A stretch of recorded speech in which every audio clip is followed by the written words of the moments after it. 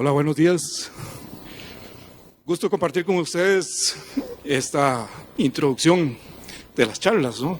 Es un reto interesante lograr, creo que empezar a incidir con ustedes en una temática que se sale un poquito de lo que estamos acostumbrados a nombrar, que son los productores y demás.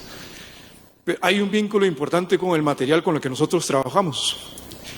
Allá en CATIE, lo que nosotros a veces nos preguntamos, ¿qué pasaría si el día de mañana no tuviésemos café? ¿Quiénes de nosotros ya llevamos, por lo menos yo llevo ya como 3 o 4 tazas de café el día de hoy? No me imagino el día que no pueda tomar una taza de café.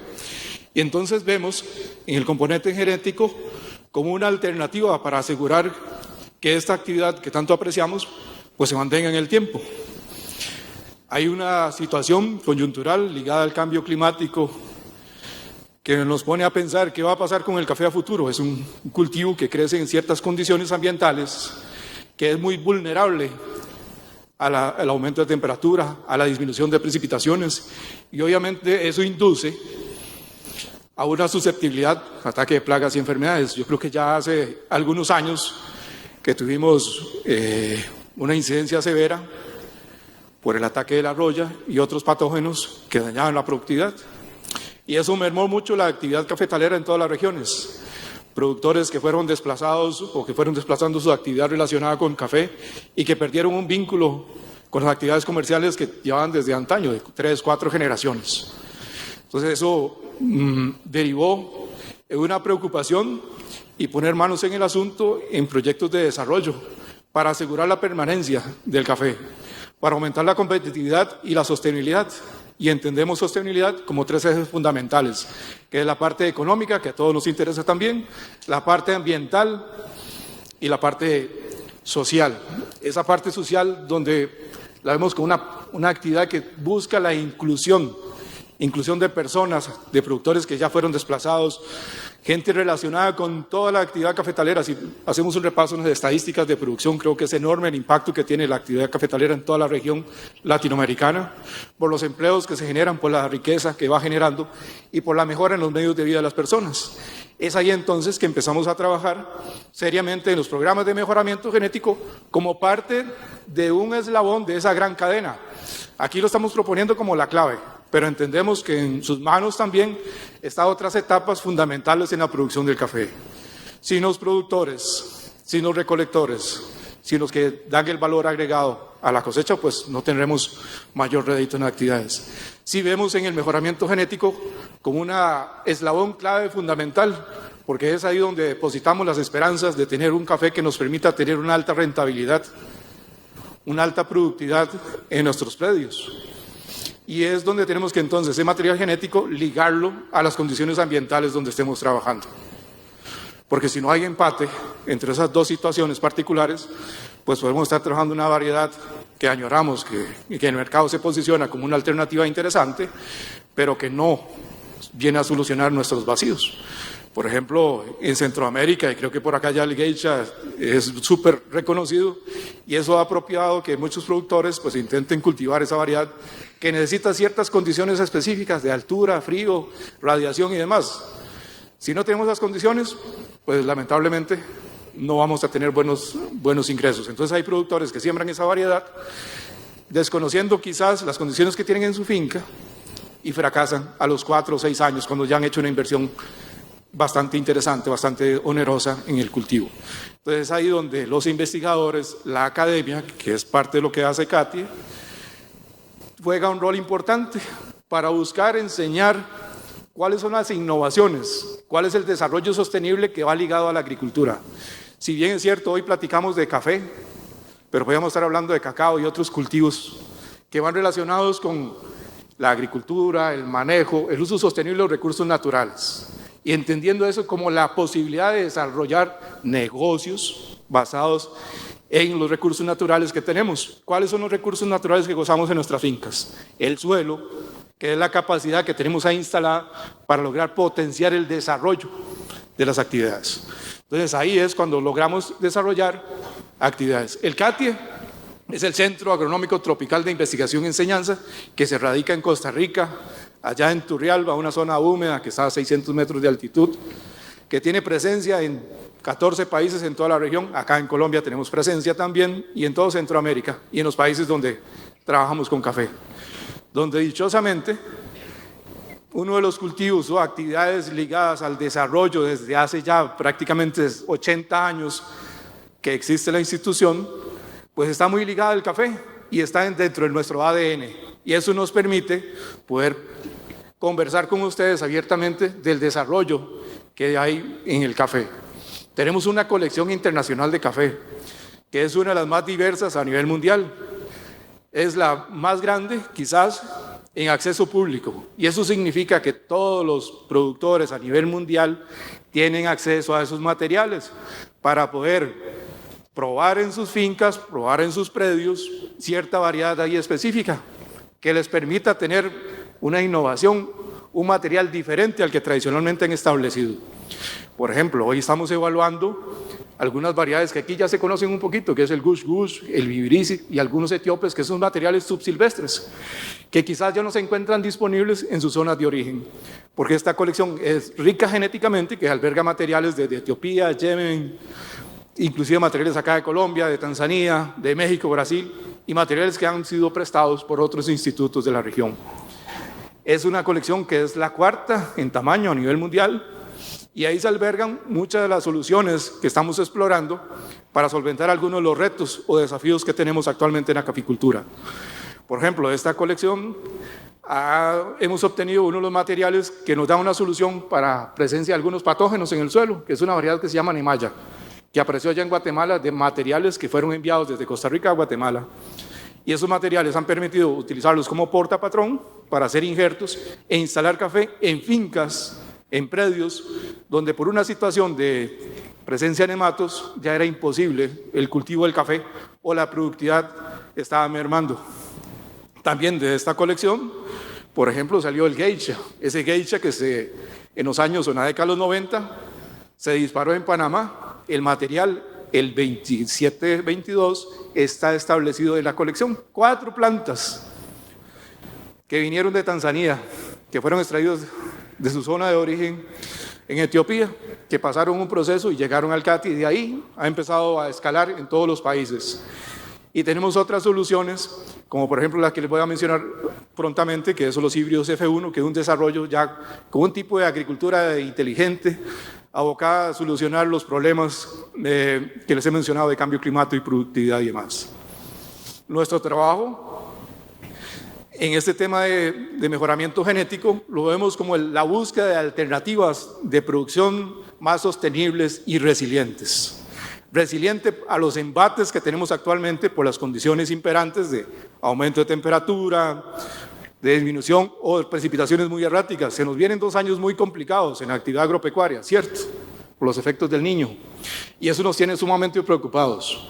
Pero además de estas soluciones, estamos innovando en otras actividades que les voy a mencionar, por ejemplo, la extracción de fertilizantes a través de campos magnéticos de la brosa del café, un problema que tenemos en los beneficiados, bueno, beneficios de café en las maquilas, con ese subproducto que se convierte en un problema, y ese problema lo estamos buscando o dándole la vuelta para insertarlo en economía circular. Si bien ya se conoce que lo podemos compostear y lo podemos manejar, que en 90 días, que en 120 días podemos traer un fertilizante, cuando uno innova no es que busque una nueva ruta a la luna, no, es buscar alguna solución que nos aumente los procesos en eficiencia. Y en este caso estamos extrayendo entonces fertilizantes en 3 días, lo que antes se duraba 90 días, a través de una solución. Entonces ya en nuestras fincas podemos tener fertilizantes de la misma fuente, y sopesando o evitando ese juego que hay internacionalmente en el costo de los fertilizantes. Entonces hablamos de rentabilidad, hablamos de producción sostenible, porque estamos hablando de un tema más integral, no solo de variedades de café. Entonces ahí nos vemos inmersos, porque lo que buscamos es aumentar drásticamente la producción, la calidad del café, y entiéndase la calidad por el tipo de grano, el rendimiento en beneficiado, pero también en la tasa. Que los productores tengan la posibilidad de tener o acceder a mercados de un buen precio, un buen rédito, aún estando en condiciones un poco, digamos que alejadas de la zona óptima. Por ejemplo, en Turrialba, que es una finca, la del Cati, que está ubicada a 600 metros, hoy tenemos la posibilidad de producir un café de una taza muy buena, usando algunos materiales que han sido desarrollados para crecer adecuadamente en condiciones de alto estrés, radiación, temperatura y humedad. Entonces eso se vuelve un tema de inclusión social, porque ya productores que en su momento plantaban caturra, catuaví, que se volvieron muy susceptibles a la roya, hoy tienen una alternativa en otros materiales para volver a reinsertarse en la actividad cafetalera. El mejoramiento genético entonces juega un rol preponderante, un papel esencial para aumentar la competitividad, la sostenibilidad de la industria. Sin él, muchos de los que estamos aquí hoy, pues veríamos un escenario futuro un poco inestable, si no logramos desarrollar materiales que nos permitan sostener la actividad por muchos años. Entonces no tendríamos esa integración generacional que si ya nuestros abuelos, nuestros padres y ahora nosotros estamos en actividad cafetalera, pues las generaciones siguientes esperamos que se mantengan. Tenemos una incertidumbre en cuanto a eso. Entonces el mejoramiento genético, que es trabajar en cruzas de materiales, no es transformación genética, es simplemente buscar los mejores padres, las mejores madres, es decir, cruzas controladas de ellas para generar nuevos materiales y volver a tener una producción más eficiente, más resistente, más respetuosa con el medio ambiente o que tenga una interacción con el medio ambiente.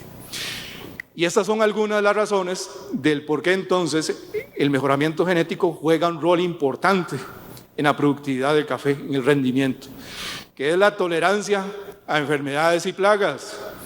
Enfermedades y plagas como la roya, que muchos les tememos, la antracnosis, el ojo de gallo y muchas, un sinfín más de plagas que si las invocamos puede ser que nos vengan a buscar aquí hoy.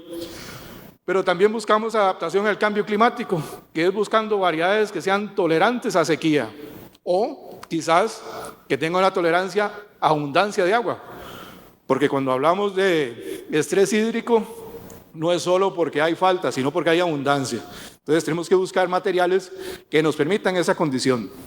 Buscamos materiales que sean también de alto rendimiento y calidad, que nos permita tener una alta rentabilidad. Y si buscamos la forma de rentabilidad, para lograr eso tenemos que disminuir costos. ¿Y cómo disminuimos costos? Diluyéndolos. Entre más productividad tengamos, entre más calidad de café tengamos, donde una mejor taza podemos probar. Obviamente la diversidad genética nos permite tener una mayor posibilidad de sopesar, de tener una mayor oportunidad de tolerancia a los cambios que se avecinan. Esas variaciones erráticas en el cambio, una mayor variabilidad de café, nos permiten tener una mayor opción de respuesta. ¿Qué nos pasó en antaño? Que teníamos 2 o 3 variedades de café, una genética muy estrecha, que nos hizo vulnerables, que hizo a la industria vulnerable al ataque de la roya, al efecto del cambio climático, al efecto de algunas situaciones particulares. El valor agregado, los nuevos productos derivados de eso, entonces donde buscamos atender nuevas necesidades en los mercados, nuevas preferencias, quizás buscando innovaciones en los perfiles sensoriales del café, es ahí donde podemos. Y por último, y es por eso que lo puse último, para que ustedes lo tengan presente, es que a través del mejoramiento genético trabajamos en inclusión social. Inclusión social es volver a reinsertar a productores que en algún momento desplazaron su actividad por una situación de tolerancia de enfermedades en su cafeto, porque fueron desplazados por X o Y razón, porque la variedad que tenían no daba la posibilidad de tener altamente las productividades que esperaban. Entonces, por eso es que buscamos en eso. Uno de los productos que tenemos y desarrollamos son los híbridos F1, que fueron desarrollados por el Programa de Mejoramiento Genético de Café de Centroamérica, liderados por el CATIE, el ICA y el CIRAT. Que esto lo que buscaron fueron variedades que fuesen diferentes, que tuviesen otras capacidades, otras propiedades agronómicas y de calidad de taza, organoléptica, que fueran más precoces, que produjeran más rápido y demás. En esa imagen se denota una planta de café de 1 año, con ya una cosecha interesante, cuando con otras variedades casi que es imposible lograrlo.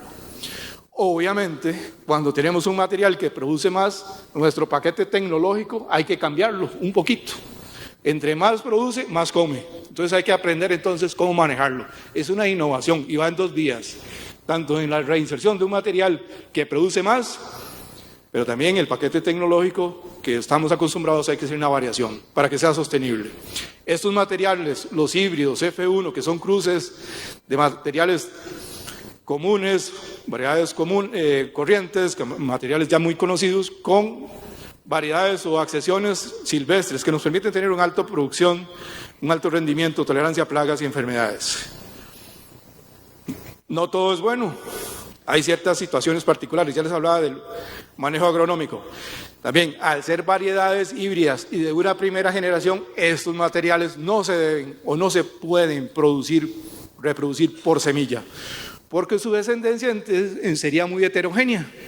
Y ahí nos puso un nuevo reto, que era buscar la alternativa de cómo trasladar ese conocimiento, ese material genético, que había sido desarrollado por más de 20 años y que no podía escalar, no podía llegar a los productores, porque la vía conocida para multiplicación era por semillas. Entonces hubo que innovar en la parte de producción de esos materiales, que fue a través de la propagación vegetativa, que en algún momento se hacía en laboratorio, cultivos in vitro, que es una técnica que se llama embriogénesis somática, que sí es eficiente en términos de cantidad, pero es muy costosa. Una planta ronda entre los $2 y $3. Entonces, si plantamos 4,000 plantas por hectárea, difícilmente alguien iba a invertir $12,000 de un solo arranque. Entonces había que buscar otra alternativa. Y ahí fue donde sí nos pusimos creativos, a buscar una solución que permitiera a los productores tener acceso a sus materiales, porque si no, de nada serviría todo el proyecto, toda la investigación que se había hecho. Y de nada sirve esos materiales ahí guardados en el laboratorio si no están en manos de los productores. Entonces fue ahí donde se optimizó una técnica de propagación, donde hay dos componentes importantes: el laboratorio y la fase de producción que le podemos llamar hortícola, que es la propagación por esquejes, que se hizo en Coffea arábiga, que antes, y es una técnica conocida en canéfora. Hay una situación particular de manejo que dificulta un poco la producción, porque las condiciones especiales para que esas estacas, esos esquejes logren enraizar, supone introducir a las varetas, a los explantes de café, en una condición de estrés, que es una temperatura para arriba de los 30 grados y una humedad relativa casi cercana al 100. Si buscamos las condiciones donde aparecen la mayor cantidad de plagas para el café, pues van a ser esas. Entonces hubo que hacer algunas modificaciones. Ya hay o habían algunas investigaciones. Esto lo hicimos hace 15 años. Y sé que por acá en Colombia están trabajando en típica para propagación vegetativa. Por ahí me encontré un documento. Pero esto hay que ser eficientes. Si un material se puede propagar por semilla, hagámoslo por semilla. Si un material no se puede, hagamos la inversión entonces para propagarlo de esta forma. Entonces, lo que hemos ideado es que las plantas que se desarrollaron en el laboratorio pasen a estos jardines clonales. Esos jardines clonales que son establecidos en medios hidropónicos, en camas suspendidas, para controlar o evitar el ataque de alguna plaga y lograr producir esquejes de forma continua. Una planta de laboratorio nos va a producir al año unos 300, 400 esquejes para lograr desarrollar. Luego esos materiales siguen el proceso normal para llevar a campo, donde entonces tenemos la posibilidad hoy de estar reproduciendo en un módulo de propagación los materiales que van a trasladarse al productor para solventar esas alternativas. Entonces el mensaje que yo les traigo a ustedes hoy es mejoramiento genético traducido en productos, traducido en impacto, sí nos puede dar la posibilidad de tener una caficultura sostenible, competitiva a través del tiempo, para lograr desarrollarse. Y aquí pongo entonces de conocimiento que estamos en la disposición de traer, capacitar, apoyar y trasladar esta tecnología, que por acá algunos ya lo están desarrollando, nosotros ya tenemos buen desarrollo, buen tiempo de trabajar con esto, que además de la propagación por esquejes está la propagación por injertos, que eso es otra alternativa de desarrollo. Entonces, cuando hablamos de mejoramiento genético, no es solo la búsqueda de nuevas variedades, sino la búsqueda de una alternativa para que esas variedades lleguen a la mano de los productores y nos permitan entonces tener la posibilidad de tener un parque cafetalero resiliente, un parque cafetalero sostenible y que nos permita tener posibilidades de nuevos mercados, de mantenerlos esos mercados que ya nos ha costado un poco acceder, entonces mantenerlos, buscarlos. Ahí entonces es cuando mejoramiento genético, el componente genético de la caficultura tiene una oportunidad de aportar a toda nuestra cultura cafetalera. Esto es lo que yo les quería transmitir, el mensaje del día de hoy, que es uno de los pilares fundamentales de la actividad cafetalera, pero que está atado a otras situaciones particulares y que también debemos prestar atención para que nuestros productores, ustedes también, se mantengan por el tiempo. Un gusto compartir con ustedes el día de hoy y espero conversar en algún momento de la feria. Un gusto, muchas gracias.